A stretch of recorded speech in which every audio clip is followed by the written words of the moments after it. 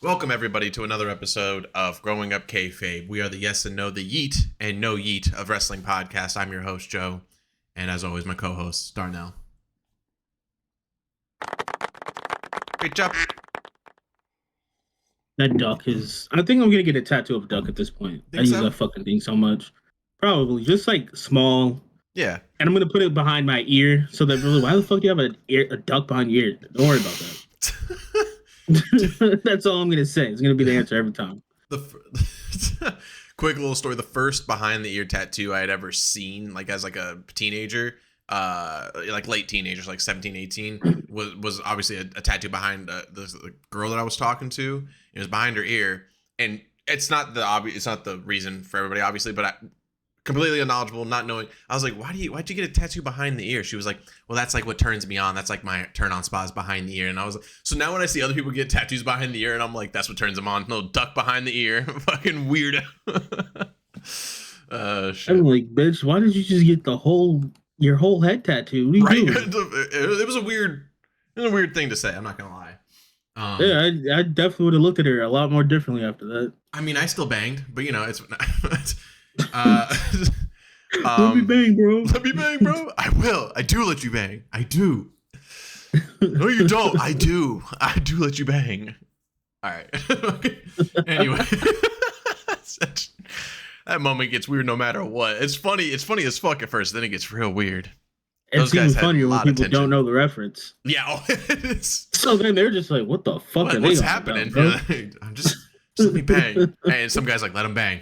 Just let him bang, bro. Let him bang, bro. We're here to talk about the past week in wrestling and also the passing PLE of Bash in Berlin.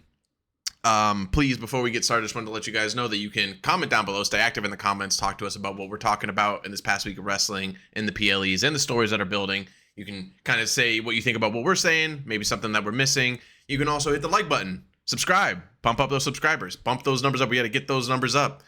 Go follow us on social medias. It's all down there in the show notes below. Twitch.tv/GlowRillaJoe. We got Snuggy T and Snuggy. We got Glorilla Joe on all social media. It's all down there. Go find it. Hit show more and you'll find it. I should probably start doing the same and everything have the same fucking name because it gets ridiculous. Yeah, and what's frustrating about me doing that is like Glorilla Joe's temporarily. Like Twitch, I think it's because of me. Like I had just gotten rid of the Gorilla Joe off another account like recently, and like it said that I couldn't pick it because it was available, but it just got recently released, so it had to wait like a certain. I think it still said like a month or so. So I'm gonna try. Pray to God, she doesn't decide I want to be on Twitch one of these days. It just fuck everything. Yeah, she'd be like, whoever Glorilla Joe is, that ain't happening. I'd be like, well, it's an homage. I like you. But yeah, no, once I can get the Gorilla Joe back, I'm gonna do that and just go back to Gorilla Joe. So the Glorilla is temporary for now. And I just kind of figured it would. I said it out loud, and Reese and Ian both were like, hell yeah, let's do it. So this week of wrestling was the build up, the go home shows for Bash in Berlin. I want to talk about Monday, and honestly, it's very focal pointed into what we can talk about because it was very limited to like big moments that spread throughout the show instead of there being a multiple amount of things. Now, the only thing that I can gripe about on Monday, the tournament was so-so. Like the tournament matches were good. I think only people cared about the tournament matches was Xavier and Kofi and the current build to the possible breakup. Like that's all that really mattered with that. And we were all focused on, are one of them going to like mess with each other in these matches? Heel turn, yeah. Yeah, because like, Xavier coming out with the Black Lantern, yeah. I was like, Black Lantern's death. I was like, oh shit, bro, it's a wrap. This is when it happens. And then he loses, doesn't do anything. Kofi loses, doesn't do anything. And it's just like, why the fuck did he wear black then? Yeah. Long form the deathcore, bro. Yeah. And it's funny the way he said, I put my own flair on it. This is his choice. All right. Sure. Yeah, fucking Pete Dunne getting like the choices so far. I'm like, okay, whatever. Oh wait. Oh yeah, he did win. Yeah. Weirdo. They are, shouts out to them. They're really trying to let him do like everything and anything until fucking the big strong boy comes back. They're like Trick Williams program, Sheamus program, tournament for the Intercontinental title. If anybody's like, they're fucking Pete Dunne, I'm like, actually, they're paying Pete Dunne money right now. Yeah, but the main points on Monday Night Raw, first thing to talk about, why don't they just call it a big slap and meat match? I mean, that's what they're doing. They say it like 1,000 times in the match. That's a lot of meat. Those are some big meaty men. If Pat McAfee was there, he'd be going crazy. The problem with it is big meaty men meme started in the WWE, but they never capitalized on it. But you know who did? AEW. Yep. Almost immediately. Yeah. They literally pretty much called it like the big meaty men match. Yeah. It was like Wardlow and I forgot that big ass jacked black dude. I forgot his fucking name, but it was both of them, and it was just like they did it first. They literally pulled the Simpsons did it. And WWE was like, well, I mean, I guess we can do it, but we just can't say the name. And it's like, well, it's what it is, though. Yo, would stop being idiots and just throw Big E on commentary. There you go. Seriously. That would be great. That would have been the perfect replacement for Pat while he's gone for the next what is it, like 9 or 8 months? Yeah, really it's that long, but yeah, he's gonna be gone for a good minute. What's funny is he says he's gonna be back in January. I'm like, I guess because that's when college will be done, because the beginning, like the first week or two of January is usually all the bowl games. That basically is like that signifies the end of the college season. And then you got like maybe 1 or 2 playoff games left in the NFL till you get to the Super Bowl. That's right. So February is Super Bowl. I forget about that. Yeah. Pretty much be done and not pulling double duty. True. Yeah. Yeah. You got to have him at Rumble. Like that's like for fact. You got to have him at Rumble. Yeah. And then depending on when they have Rumble, they could literally just announce him coming back. Then he'll just come out. He'll be in the ring. He might eliminate 1 or 2 people, then jump on commentary. Yeah, right. Exactly. That'd be perfect. Like to welcome back my esteemed colleague, Pat McAfee. And fucking all Cole, that was rough. I'm gonna tell you something, Cole. Those are some big men in there. I'm hurt from just running the ropes. Yeah, back to the big meaty men. Dude, yeah, Braun Strowman and Bronson Reed. I'm trying to say this without sucking WWE's dick too hard here, but it's like I'm just proud of those 2 wrestlers in general. Just like if this was a match made by 2 big men in WWE, like in the early 2000s, like late 90s, this would be a fucking shit show of a match. Like it would suck. But we get like athletes now. We get big dudes who are athletic for what they can do. So like. I always liked when they said Big Show was the world's largest athlete. When they started saying that, because in the ring, man could spear, man could move when he was at his prime. So it just made sense. No, now he can't walk at all. Yeah, I mean, we just like going away from that. Like every big man besides Undertaker has always been some fucking sloppy, tripping over himself dude who's got 2 left feet. And then you got these men now, Bronson Reed, Braun Strowman, just these big motherfuckers who are like, I'm agile too. All I saw was a black shadow run behind you. Oh boy. Oh, she just got zoomies. Okay. But yeah, the way the match ended, to be honest with you, the finish was so good that I don't remember. Did it end with it? Did somebody actually win by pinfall? It just ended by DQ, right? It was pretty much a no DQ match. It was a count out. Yeah, like a double count out. No, there was no count out. Like it was a no DQ match. Like they could do whatever they want. They just ended up out there. And then that was the end of the match. Like just him just doing a tsunami to a car. There's a moment when like I was watching the clip on TikTok, and there's a moment when Bronson Reed's gonna do it, and I'm sitting there going like, there's really no helping Braun Strowman with his impact right now. Like he's about to take full blown 300 plus pounds onto a car hood. Yep. That's why he braced hard as fuck. Yes, like you see him before he left. Yeah, he's at first he's flat, and he's just like, ugh. He shrimps up a little bit. Don't want to shit himself. Oh, then we could have had a what do you call it? Longest yard moment. Yeah. I think he made him shit himself. I think I made him shit himself. Shit. Yeah. Ah, man, such a good. I mean, that was for me highlight of Monday night. I'm so happy with this push Bronson Reed's getting because it shows like when a guy's that good and you're just like, no, it doesn't make any sense. It's sometimes there's people who just aren't getting pushes, and Reed getting this push is so good. You need big men like that in the top picture. You always need. That's why Nia Jax is at the top picture. Ain't no big bitches in the WWE besides Jade Cargill. She ain't a big bitch. She's a strong bitch. And Bianca, you gotta have some big Jade, bitch. Bianca, and then you got Raquel. I wish whenever she comes back, yeah, it's like because that's honestly who Rhea would be beefing with right now if she wasn't out with the all the skin condition stuff. It'd probably be her and Liv because they were a tag team and then she fucked them both up, and then she got the belt. Where do you think if Raquel comes back, if it's not on just like a regular Monday or Friday? Where or what PLE do you think she comes back and she gets the biggest pop? Probably Rumble, right?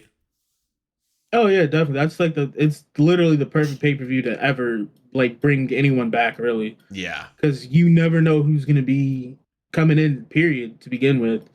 So that's why it's always good. Like when Andrade came back. Yeah. We weren't expecting him. That man came in at like number 3. It was like, oh shit. Out of nowhere. El Idolo. You're like, what? I just watched this man at fucking World's End a couple months ago. Yeah, exactly. Shit. Yeah, Raquel is just one of those ones where like I feel like she's forgotten about because she's out so often. But you look back at her matches, classics, bangers, strong bitch. She's just not that good on the mic, but that's work on it. If she had more time in the ring, she'd be able to work on it. Got to practice in the mirror like those Sims characters. I see it as you don't really need to. Just let your actions speak in the ring, bro. Yeah. Because we didn't really hear Undertaker talk that much. We got the most talking out of him was American Badass. Yeah. And even still, he wasn't really talking that often. He was just more involved with stuff. Yeah. A mouthpiece for Raquel would be great. Getting her a manager, that would be perfect. Like somebody real good would make that even better. Yeah, they already wasted that on what's your name? I've been bad with names for the past 3 weeks.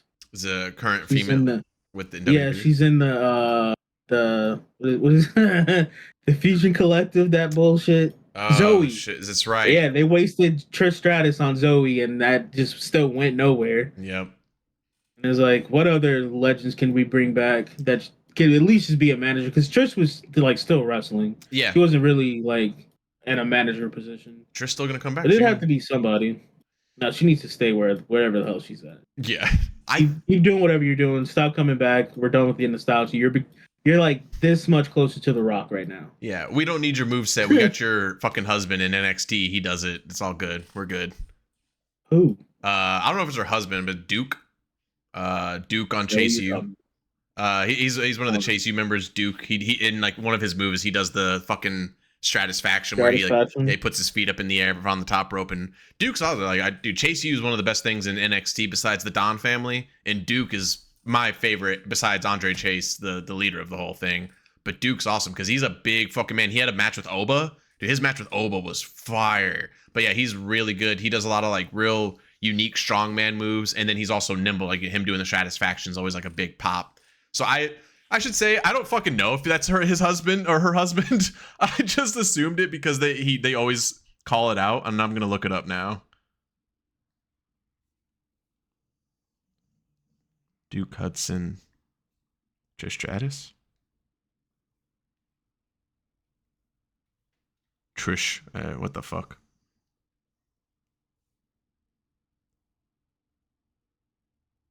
Oh, maybe not. She just reacted to it.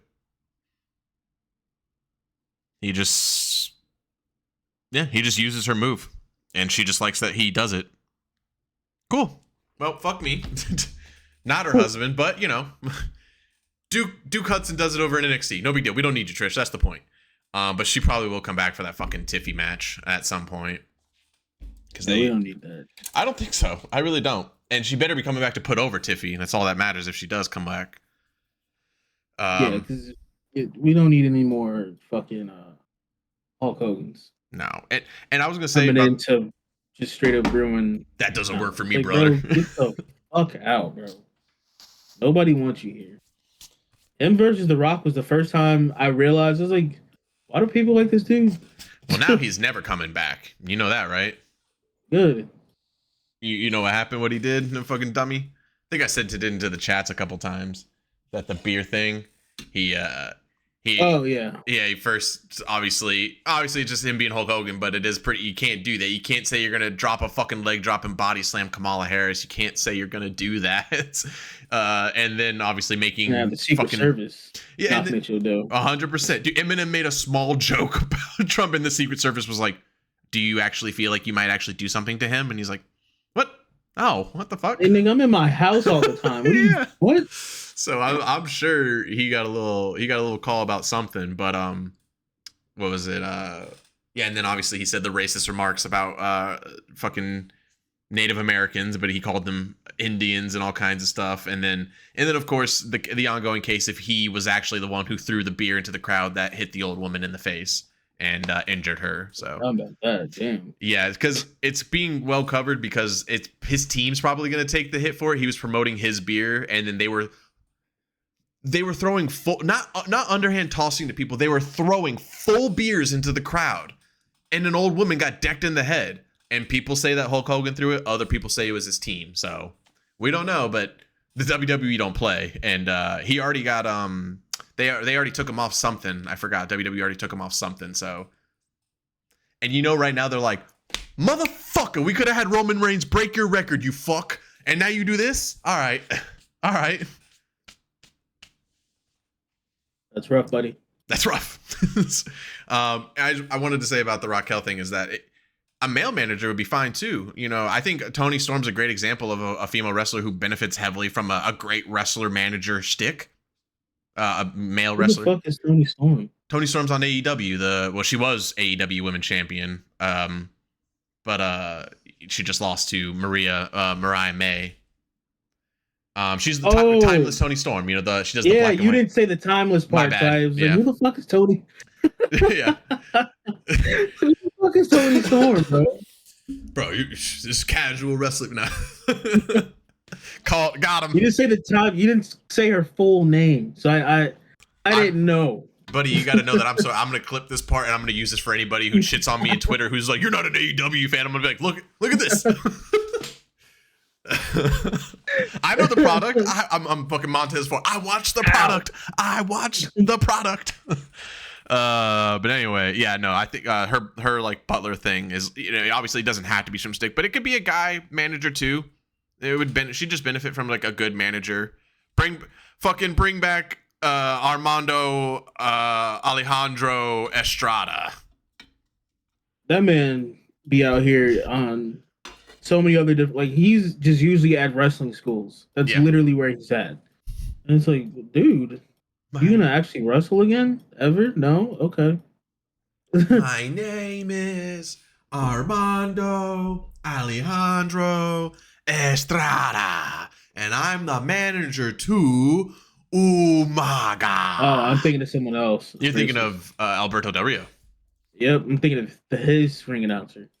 Actually, yeah, I follow him on Instagram, and bro's literally just at fucking wrestling schools just all the time. That's just what he does. And I'm just like, oh, you fucking wrestled and the WWE just wasted you? Wow. What the fuck, man? Forgot about him. Yeah, his announcer was pretty tight. Anyway, I digress. We were talking about Monday Night Raw, but we finished up the big meaty men. Probably the best part besides the Uncle Howdy match. Now let's talk about how we felt about the Uncle Howdy match. The only gripe I see is people saying, "What's up with the hair?" Clearly couldn't see out of that, and I'm like, yeah, I think maybe you should go back to using like a Bray Wyatt style, like with the dreads. Yeah, I agree. I agree kind of with the hair thing, because it's like, yo, what the fuck, bro? Like, because a lot of the times he'd get up, he'd have to flip the hair, and the hair, not all of the dreads were going in one direction. Like, they kind of stayed in his face a little bit. Yeah, exactly. And I mean, you know, that's kind of what I'm like. I think that's why everybody's accepting it's not too big of a deal. It's clearly just a hair thing they did with the mask this one time. I think they should realizing going forward, we can't do this, so we have to go back. And then they'll just attach the Wyatt dreads, which looked way cooler, I think, with the mask, honestly. And a decent homage. If you're doing that many homages to him and your outfit, might as well just do the dreads. Fuck it. Yeah. Or at least just wrestle with the mask off altogether, because you guys have already kind of blown the cover of everyone's alter ego. Right, yeah. With the packages. That'll be what's interesting if they do like how Wyatt did, where like sometimes Uncle Howdy's wrestling, but other times Bo Dallas is wrestling. That'd be interesting. Yeah.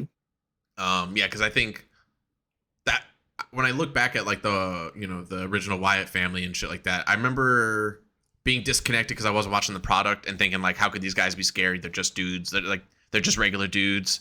But it wasn't about them being scary. It's about being them like captivating. And like Bo and Bray, they share like the same look, obviously being essentially almost twin brothers basically. And it's like him with the beard and the crazy hair, and or like him with the hair and the bun doing his thing, just as good. I think everybody would be. It would even be like, wow, this is just like when Bray Wyatt was out there just doing the Wyatt family. So, but who knows? Who knows which way they'll go from it? And with the hair, when Bray got burned and they were supposed to do Burned Fiend for like a long time, he immediately was like, I can't move in this thing, so we have to stop this. So if Bo truly cannot see, then they will fix that. But maybe he can. Maybe it's on us going like, looks like he can't see, bro. But if it's not a big issue for him, then they'll keep it. But otherwise, match was amazing. Great amount of call outs to perfect homages to the Fiend in it. Not too much making it like I wrestle just like him. Like you wrestle with some stuff you do, and also you wrestle like Bo Dallas, which is what is needed. I just want to see the rest of everybody else wrestle. Yeah, I want to see Nikki Cross wrestle. Tag matches. Give everybody their single matches. Yeah, I think they said Nikki Cross is gonna go against her what's the Pitbull from the Creed brothers. What's her name? Ivy Nile. So that's gonna be interesting to see. Nikki Cross, I think everybody forgets how good of a wrestler she is, and now that she's got this character, it's gonna be even better. My concern still is Alexa Bliss coming back because she keeps hinting more and more. And before anybody thinks, I just don't want her pushed into this program. They're doing something that doesn't need her right now, and to put her in would literally steal the limelight of most people. She should come back as a singles push, which is what most people are asking. Do you want her in the Wyatt thing or a single? I'm like, bring her back, do singles, get further in, and if the story happens, it happens. But I'm not against Alexa Bliss coming back. Just don't want her stealing the light from everybody else, because then everybody's going to do that. They're going to, at least like the other ones who are still trying to get the push, like Dexter and Joe Gacy and Nikki Cross, they will fall down below her on the peg of like who's most important. What they could do is they already have Braun back. And he's already said like obviously he doesn't really fit into the Wyatt 6 thing. Right. But what they could do is have it almost like a hey, you abandon your family type thing with Braun and Alexa both. Like have Alexa come back, do singles and everything, but every so often the Lantern's out there and they're just like, the fuck is this doing out here? Right. Right.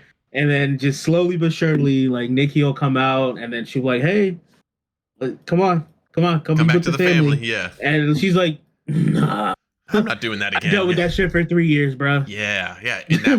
And then it'll turn into a thing.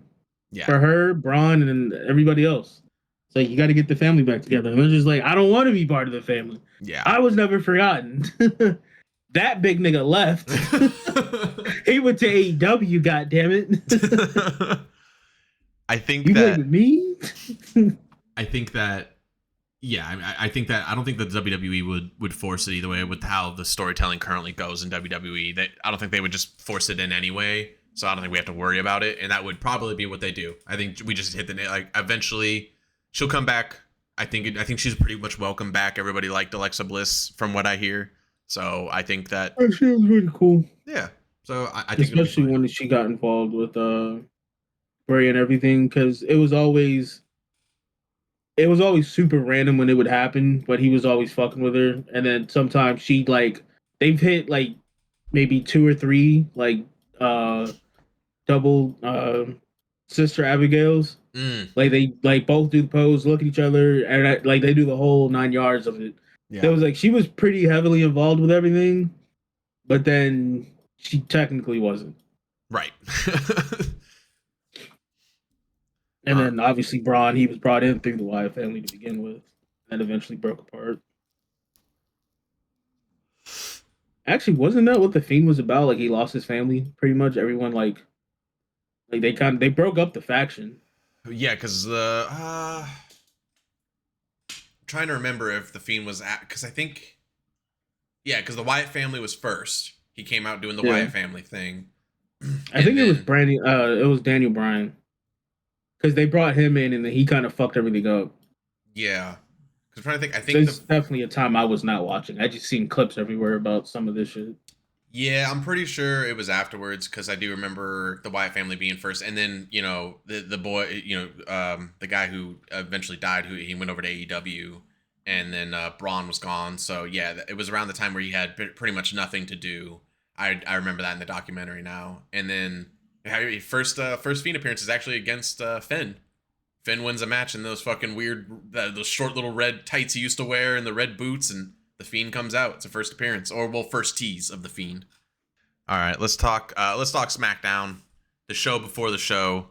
SmackDown was even better than Raw. Again, it's a common thing that happens regularly on SmackDown right now, where that's why they're getting Michael Cole. It's why eventually it's going to be, that's why it's right now it is the A show until Netflix comes around, because then they're going to push everything over to Netflix, or everything over to Raw. Yeah, I don't know why they just don't put everything. I mean, maybe because it's not regional. I don't know, but motherfuckers got VPNs and stuff. Yeah. I don't know. My biggest highlight of SmackDown I want to talk about was Nia Jax. The Nia Jax Michin match was fucking crazy good. I think everybody knew that Michin was obviously going to lose, unfortunately. I think sometimes I can understand being hyped about being a fan and like what this means for like a wrestler you really like or you're a big fan of.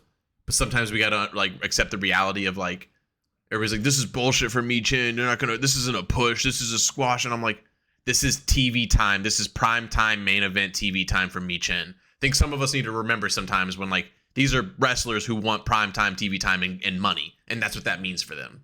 So realistically, we should be happy for Michin for getting that spot. And as always, I mean, is she the real queen of the bumps? Is it Chelsea Green or is it Michin? Because Michin's been taking some. Honestly, both of them. Yeah. I've seen some old Michin highlights, and I'm like, oh yeah, dog, you're crazy.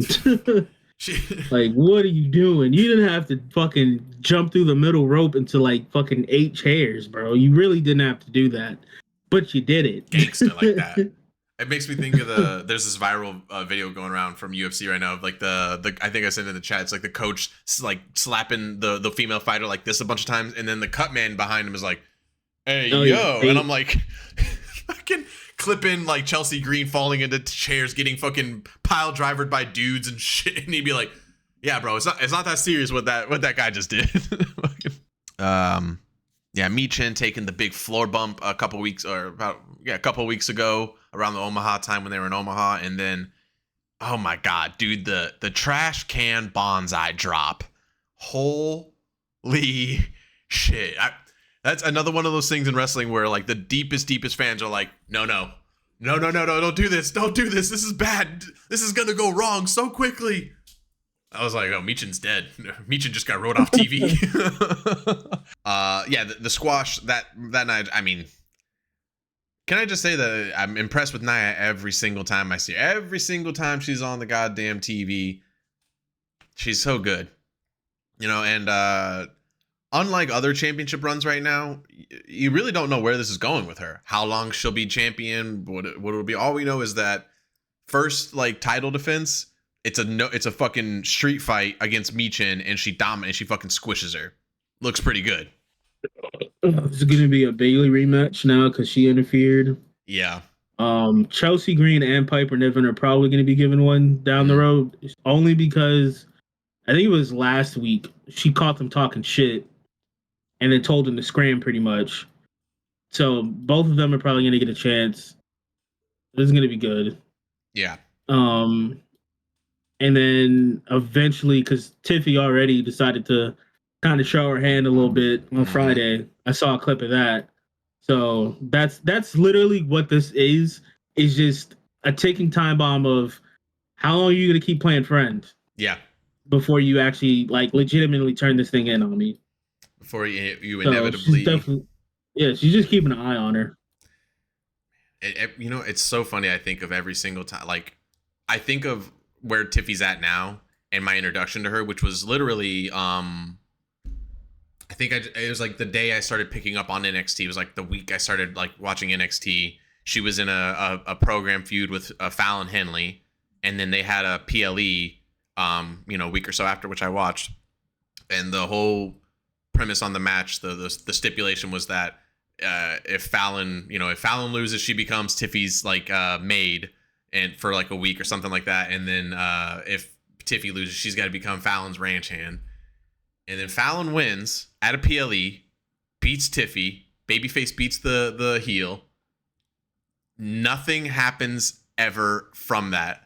Fallon falls deeper down on the totem in NXT, and out of nowhere, Tiffy got bumped up to the main program, and now she's soon going to be WWE champ. I mean, this is like almost less than a year from that. Like, it's really crazy how good she is. Like, that's how far she just got pumped up the fucking ladder from literally losing at a PLE to, and it was with match stipulations, not having to do the match stipulations, getting bumped up to the main show, getting Money in the Bank, and now soon will be the title holder.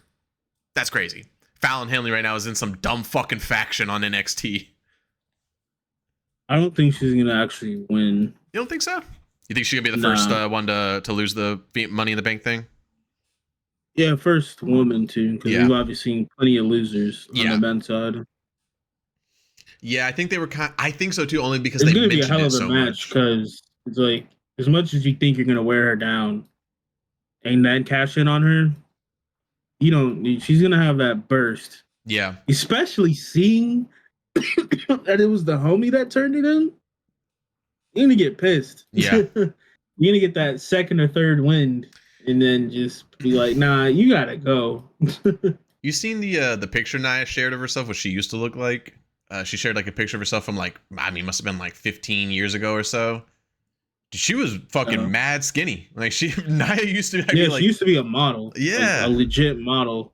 And that's what a lot of people failed to like acknowledge. It's like, yeah, she's big, but that's still a bad bitch right there, bro. 100%. It's literally how I see everything. Solo, saying I got next on Cody versus Kevin, which is wild, by the way. Which is an insane. I mean, when people shit, it's not wild. Who else he gonna go against right now? You're right. Until Randy cleans up and he snaps, because obviously he lost, but he wasn't like a super sore loser about it yesterday.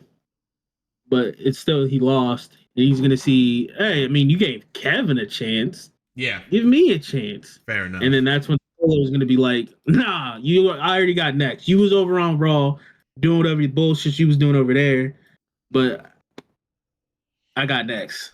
And then Randy's gonna be like, "Nah, I got next." Cody's gonna be like, "You got next." Randy's probably gonna get his ass beat by the Bloodline for like the 400th time. Right. It's gonna cause him to turn heel a little bit, because then he's gonna be like, "Where were you? Where were you, Cody? Yeah. Where were you, Kevin?" Mm-hmm. And he's gonna probably, gonna do a little.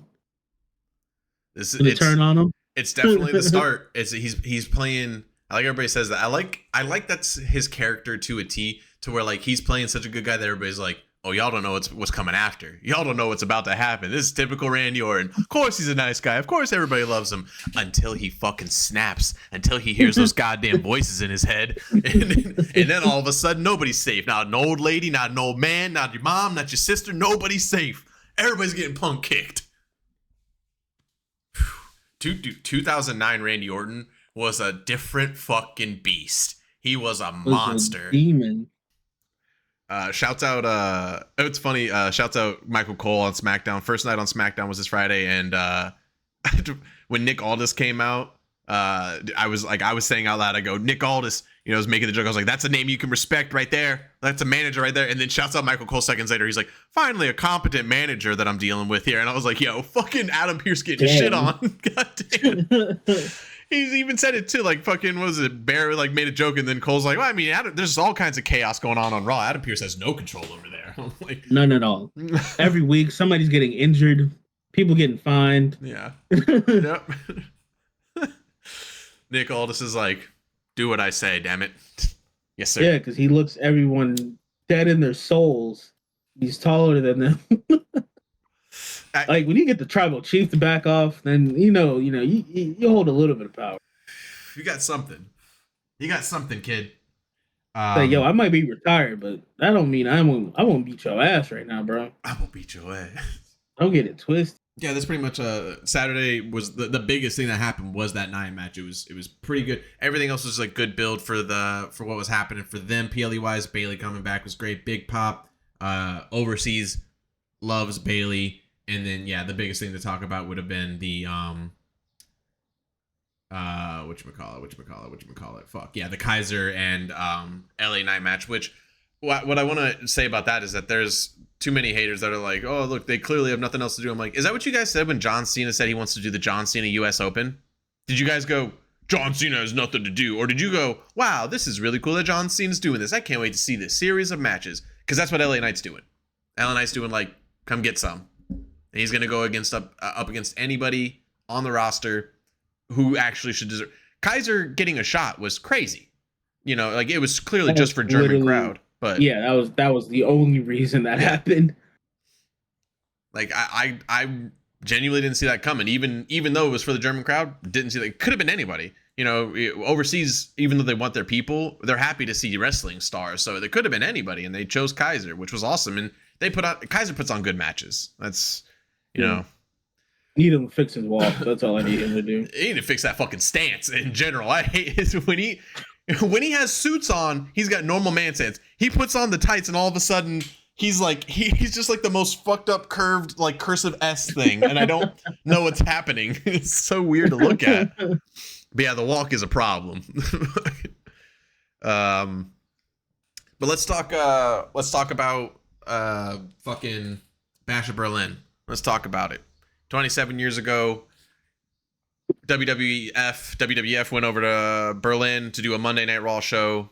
Bret the Hitman Hart being the main attraction for that night. 27 years later, we get a go-home show on Friday for Germany, and then we have the PLE Bash in Berlin on Saturday. Cody Rhodes versus KO as the opener. I think they just found an algorithm with that. Like Cody opening the show is the way to go for some reason. Nah, I think it depends on where they're at. Fair. Because I think whatever the last one we had before this, I think Cody ended it. Yeah, he did, because that's when Roman came back. Yes. I feel like when it's over in Europe, they have to. Gunther's been involved, and I think somebody else, but that's the only time they've had him open. And it low key almost feels like they're like, he don't got enough star power to end this. That's what it almost feels like. It feels like that, but it's really just being smart, you know? Like, I mean, yeah, to the crowd, but at the same time, it's like, you making this man look weak. 100%. But, and the thing about that is that, you know, when people want to compare that to like, well, if it was Roman, I'm like, well, if it was Roman, we would be pissed as fuck that he would be the main event over somebody else. Like, we would have been very upset. Everybody forgets about like the time that everybody was like, even though Roman just put on the best work of his entire life, like people forget that we were genuinely pissed off that he was constantly in the limelight every single PLE when it was an obvious thing he was going to win. You know, and that's the other thing too. If you think it's obvious Cody's going to win, well, aren't you happy he's in the beginning then? There you go. So I totally agree. That's 100% what people are thinking. And I'm like, it's not the case at all. It's just a case of WWE no longer responding with a, well, Roman's the guy or he's the guy, so he needs to end the show. It's let's end the show with what's best for the people. No, what's fucked is no money in the bank. What do you mean? No briefcase for the men. No. So now there's never a surprise of, oh shit, it's about to rain. Oh. That was thunder. God damn. But yeah, there's no surprise with Cody matches anymore, or Gunther's matches. Like, you don't have that thing laying over your head. Like maybe. Maybe. And then it's like, nah, we don't get that. It's kind of butt. Can't lie. I think I'm on the opposite. I've totally forgot about Money in the Bank at this point, that the men even didn't have it. So it's like I'm kind of happy about that, because then I can just focus on the story part itself of the matches they're trying to make and not worry about the outlier. But I'm not saying you're wrong, because I like that about the women's right now. That's what makes Nia's matches so interesting. Is you go, all right, well, she's gonna win, but like, when is it gonna be Tiffy time? Especially with them being together, because now you really don't know when it's gonna happen. And that video, I think it was you shared it. It was fucking, but and Tiffy, she books it. She gets down that ring. You don't want to fuck with her. She'll get down that ring. She'll get to that ring in a heartbeat, dude. The video of the guy pointing out how fast she was running at SummerSlam. I was like, bro, she don't play around. She cuts them corners.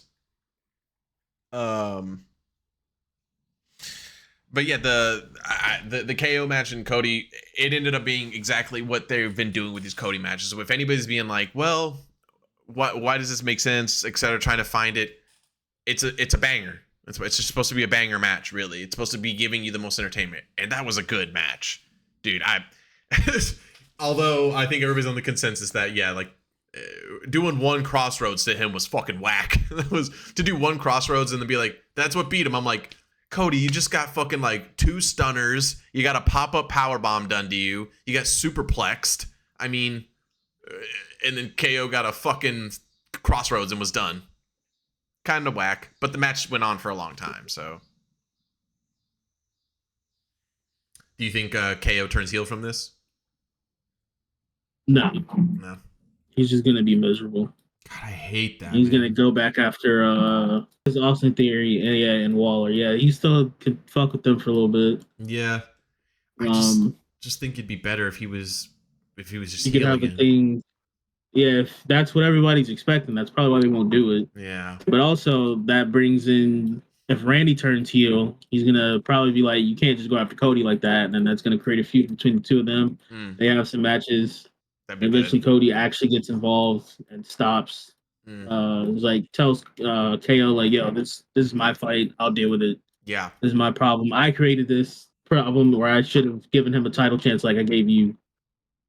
But what do I know? I'm just a nigga who works at Chase. I think that would be a good way. Again, what's great about it is there's a lot of possibilities on what they do right now. They've actually like written themselves in comparison. You can literally go back a year ago where they were still kind of writing themselves into corners, where now they're like, we can do whatever we want. We've wrote it out perfectly. No big deal. So yeah, a little bit. Yeah, what? I'm saying they can pivot a little bit. Yeah. Like they're not, because dead ass when Cody, like after he got the belt, it really turned into what the fuck is he gonna do? Roman's gone. Yeah, we don't know what's going on with Solo. Him and Randy and KO are all friends right now. Mm-hmm. It was literally a big toss up. So. Yeah, and I think that's a little bit of the like a time of the. It's terrible out there. Oh, it is a beautiful, sunny, breezy 75 over here right now. It's 79, soggy and foggy and rainy. Blech. Well, I like the rain part.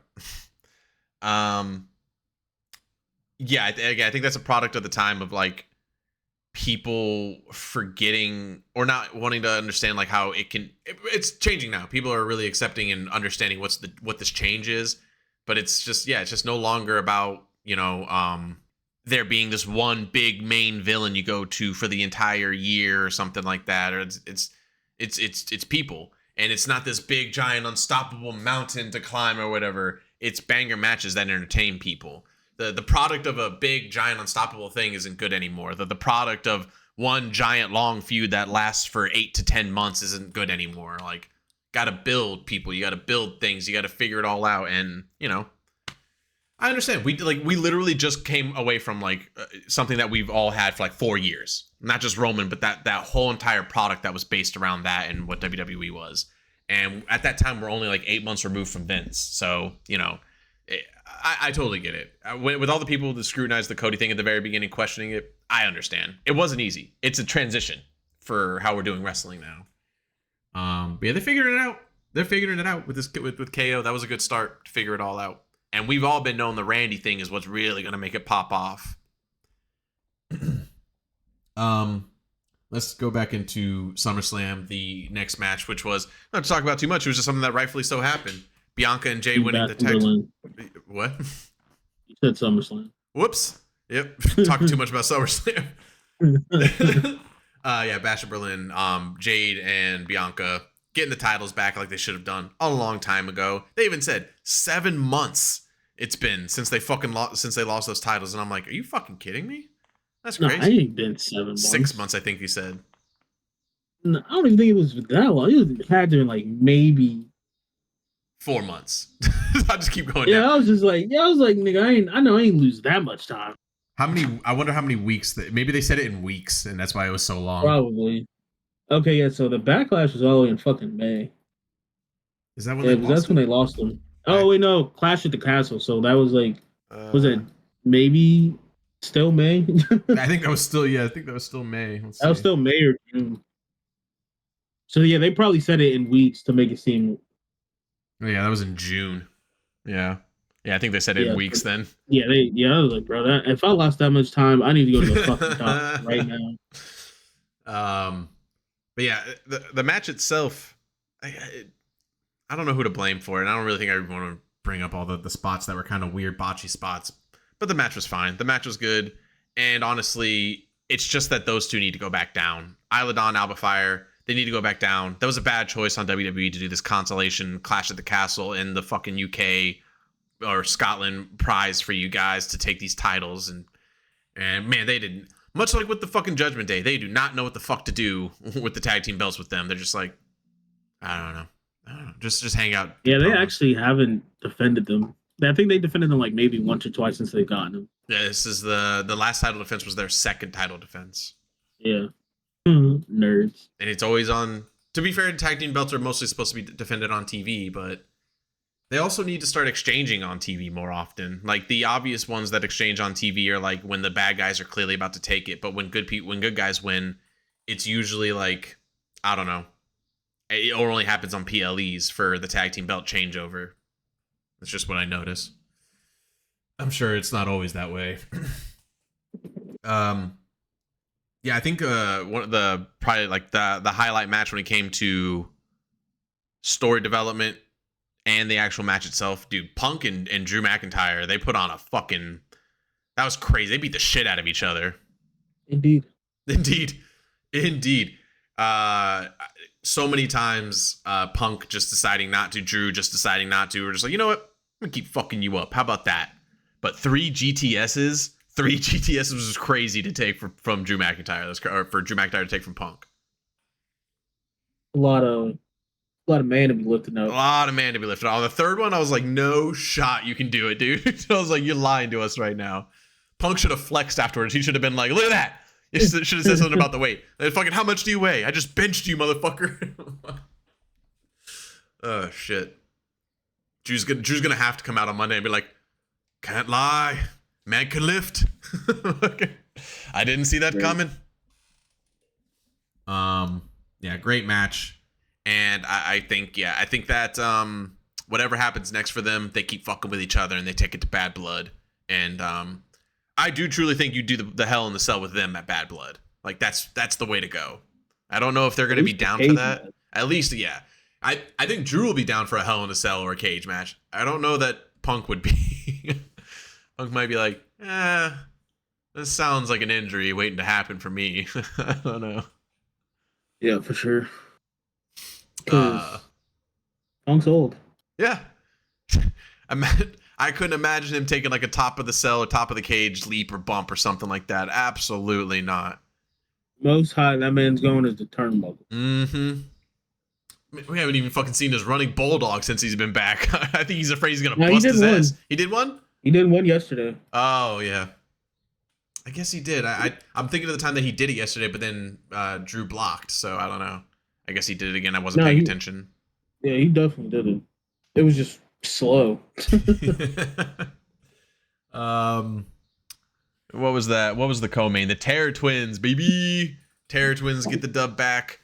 I've been wanting to talk about this match because this was also, again, everything was booked properly in this. And I wanted to say something to the Twitter community today that I woke up to, which was that, you think the match was boring? How dare you? Nah, I'm just how dare you turn into Kai? How dare you, bro? How dare you?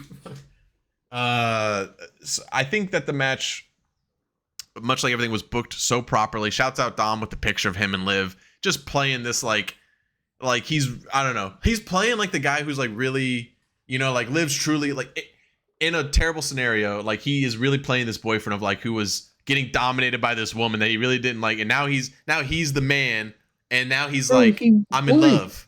That's what I'm saying.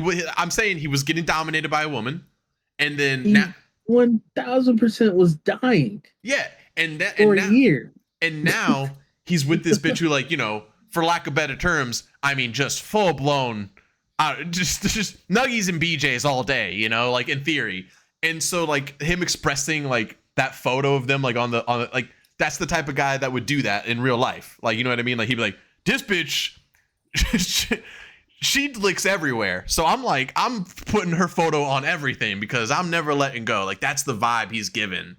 And I love that. Overall, the match was really well done. Let me just say this, that I wake up and everybody's loving everything about Bash in Berlin. And I see one person, just one person, they're like, so Rhea can kick out of was it 2 Oblivions, but Liv can't kick out of 1 Riptide? Shit don't make no sense. And I'm like, I mean, it definitely did.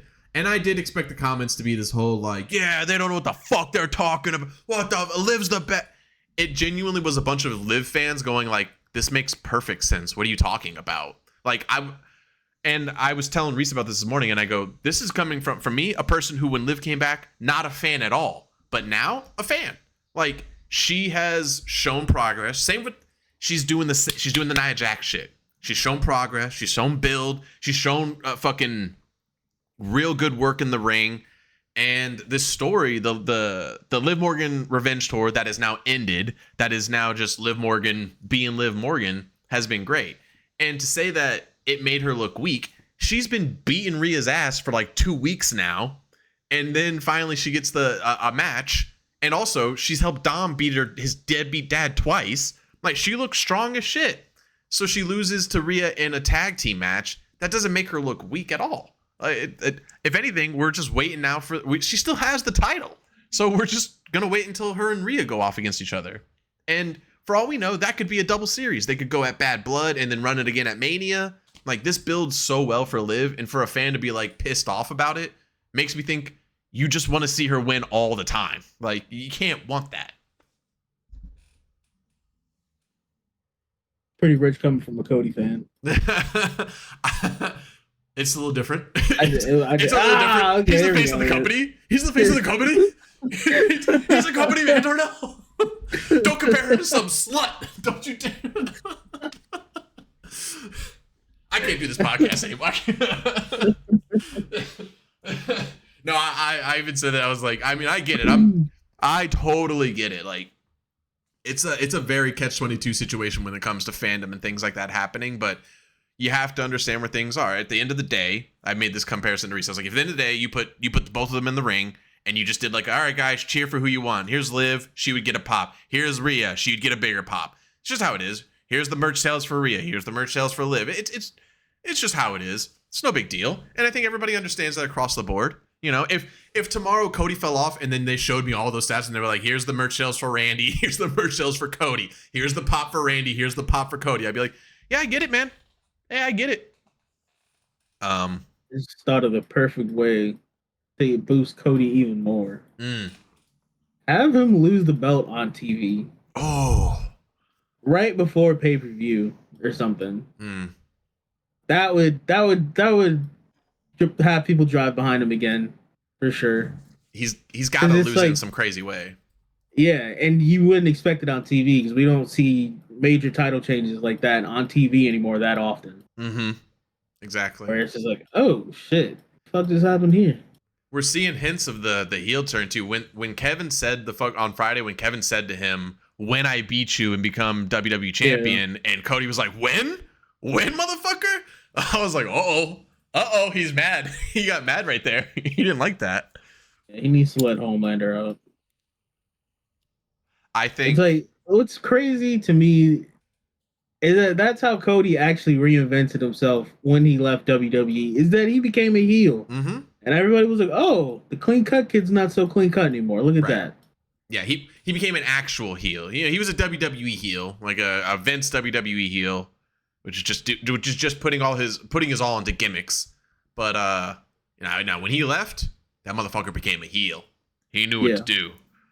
The only real heel moment he had in WWE to me was dashing Cody Rhodes, because that was a natural hate. Like, people like, get this fucking pretty boy out of here. Oh yeah, we don't want to see this. Yeah, everything afterwards, they made his character too cool every time. Like, it was dashing Cody Rhodes, and then he had the mask, and everybody was like, "Oh, that's hell yeah." And then Vince was like, "You know what? We're gonna embarrass you further." Yep. Stardust. And even he did that good. He did so good. Yeah, I think that Cody. I think that after the Randy thing, I think during the Randy thing, they push Randy more as a heel.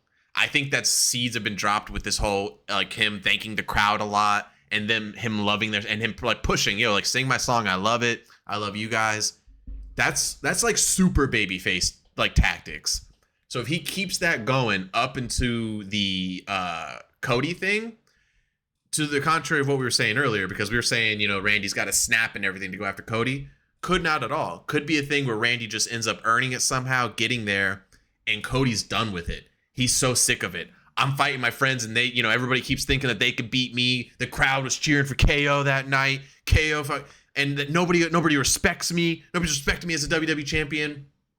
And then fucking when Randy eventually comes at him, that's when he's like, fuck it, I'm full blown heel now. I'm snapping. None of you, you guys are singing his song. You're singing his song and not mine. I think that, and then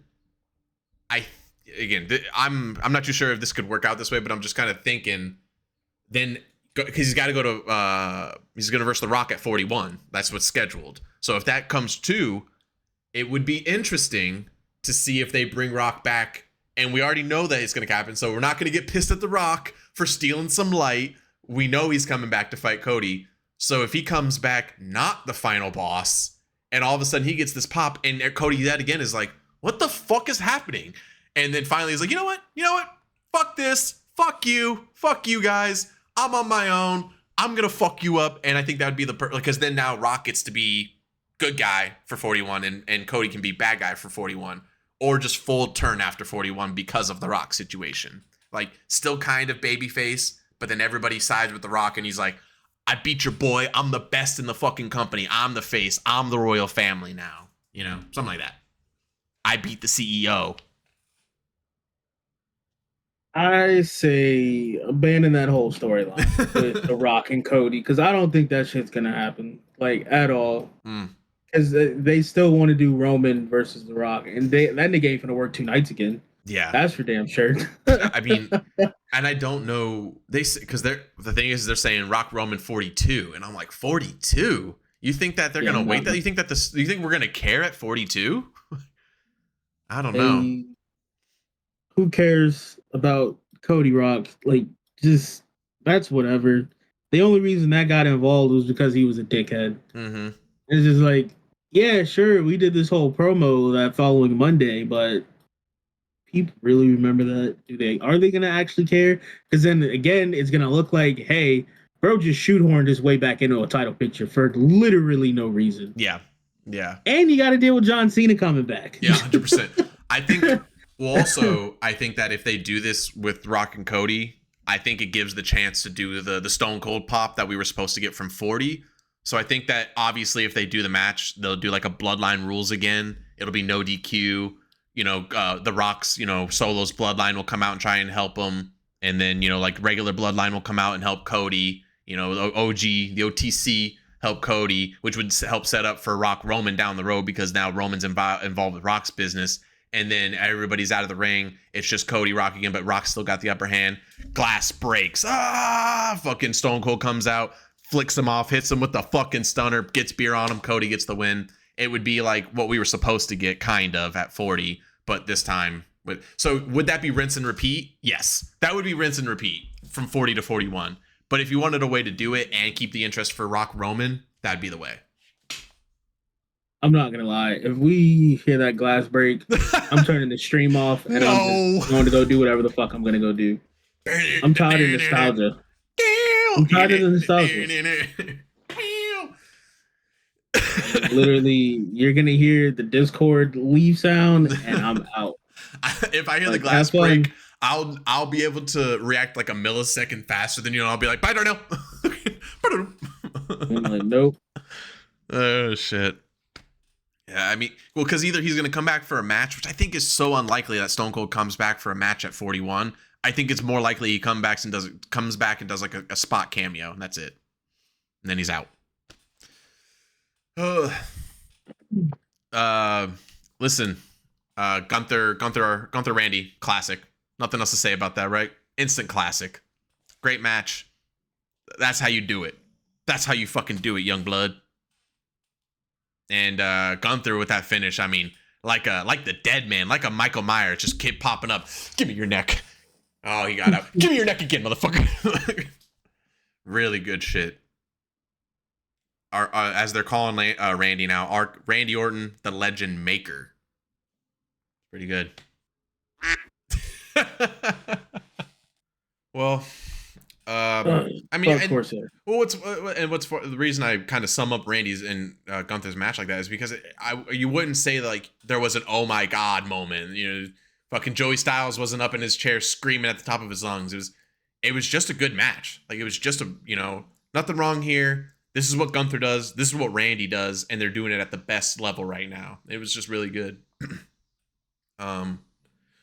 But before we go, because we got to get out of here. We've been going for like an hour and 15 now. But before we go, I wanted to bring up one thing that's a big highlight from NXT, and then of course tonight is NXT No Mercy. So I wanted to ask you an opinion on that. But before we ask you the opinion, Jaida Parker with the slap heard across the world on NXT. I analyzed that slap the second I seen the video. I was like, where'd the power come from? Where'd it come from? From the bottom. Came from the bottom. She fired from the hip while getting up. Like she had all the leg strength. Mean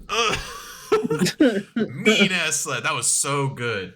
Yeah, good dude. Jaida Parker is it. She is the next one. When I got next, I'm like, she does got next. If you guys do not put the title on her tonight, you're missing the mark entirely.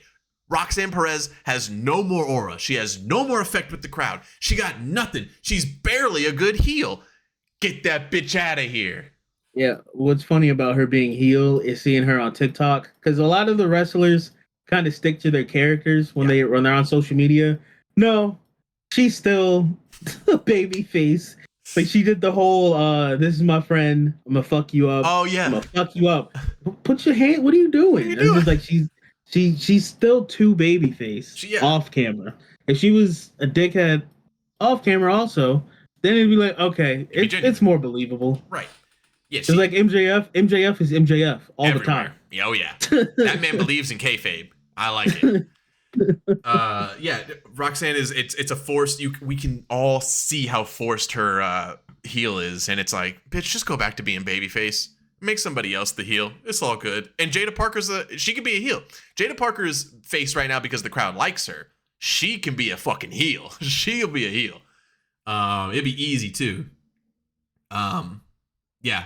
And then my only question is, do you believe? Do you believe tonight? Of course. Why wouldn't I? Always.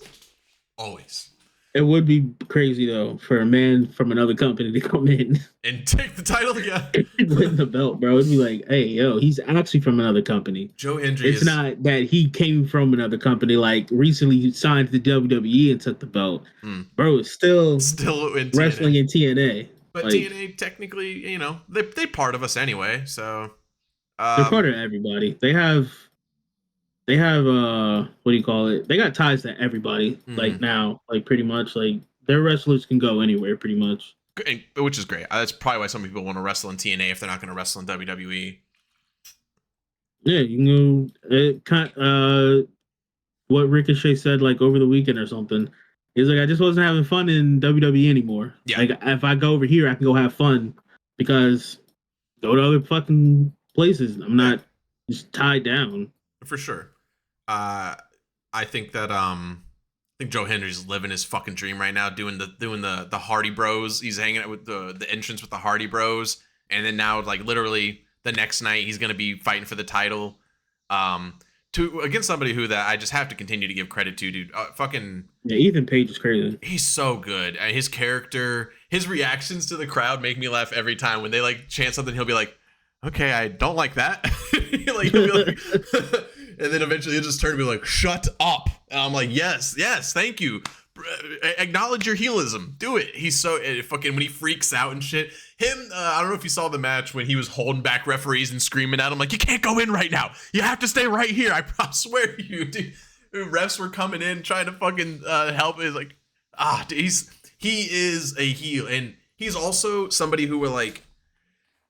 It's obviously this doesn't help early on. I was saying like I watch both products. I like AEW, but it makes me mad like when motherfuckers talk about like how you need to, if you're a WWE wrestler, you should come to AEW. I'm like, stop putting the blinders on and acting like you don't see that you guys have an first of all, an oversaturation of WWE wrestlers, two, an oversaturation of wrestlers, and you're asking people to come over somewhere where they may or may not get TV time. You don't fucking know. And like, just to say that blows me away when they think that that's what happens for WWE wrestlers over there. They think because John Mox is like one of the top guys of the company who even right now is always under scrutiny if he's doing good or not. They think because these guys are at the top of the company that any dude who comes over. I'm like, meanwhile, we took one of your people. We took one of you guys so far. We are taking more currently, but we took one of your people, immediately made him the top of our NXT brand. And he's still the top of our NXT brand. And honestly, like you said, Joe Hendry signed with TNA. He's probably not going to win tonight. And he's still going to be the top of the company in NXT. And that's how you do it for somebody right there. Okay? You don't bring him over and be like, you're going to be the top person. And then make them wrestle in a casino gauntlet match and lose. You don't do that. But you can. And to say to the Ricochet thing, I think everybody needs to leave Ricochet alone. I think if he's having fun, he's having fun.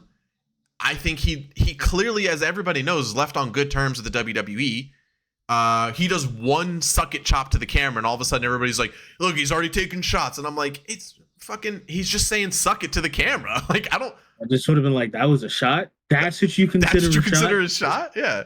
All right, bro. Yeah, I think I truly do think that we treat the stars better if they come over. I think we pick stars more accurately to what we need. Oh, that's 19 hours. Mm-hmm.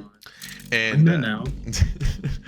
Sorry. No, you're good. Diablo 4 is still on Steam for $30, so I might as well buy it now. Shout out to Steam.